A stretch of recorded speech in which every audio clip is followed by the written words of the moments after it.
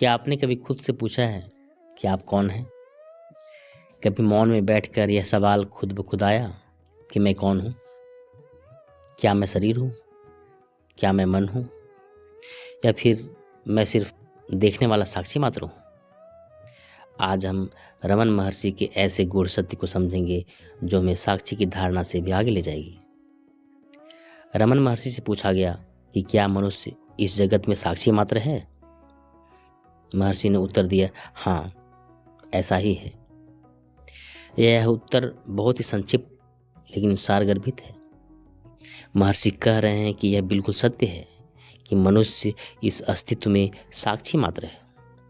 यह संसार, रिश्ते नाते, धन, संपत्ति, पद, प्रतिष्ठा, जिस से जुड़कर तुम्हारा व्यक्तित्व बना है, जिसे तुम अपना समझ रहे हो, जिसके बिना तुम अपने जीवन की कल्पना नहीं कर सकते, जिसको पाने के लिए तुमने रात दिन एक कर दिया है, जिसने तुम्हें इस समाज में वजूद दिया है, जिसकी वजह से तुम्हारी अलग पहचान है, वह तुम हो ही नहीं।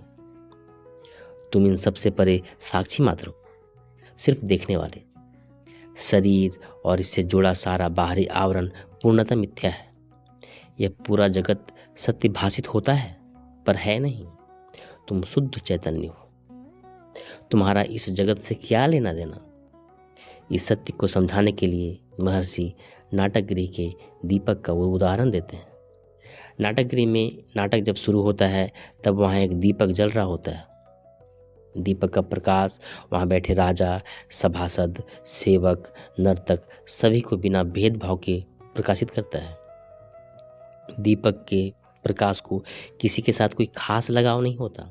ऐसा नहीं है कि राजा को ज़्यादा और सेवक को कम प्रकाश दे।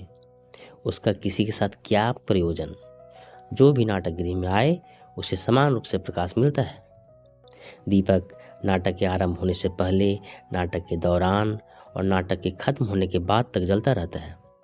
ठीक उसी प्रकार आत्मा भीतर का प्रकाश है जो बिना किसी भेदभाव के अहंकार, बुद्धि, स्मृति तथा मन को प्रकाश देता है।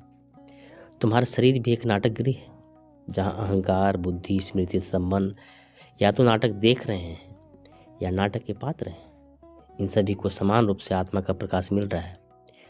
यह आत्मा जब तक शरीर है तब तक शरीर की जितनी भी वासनाएं हैं सभी को प्रकाशित करता है बिना लगाव के, और जब यह शरीर नहीं रहेगा तब भी आत्मा प्रकाशित होती रहेगी।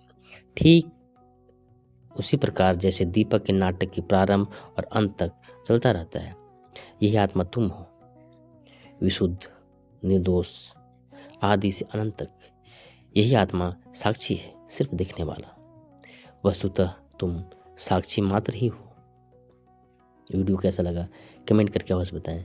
Thank you.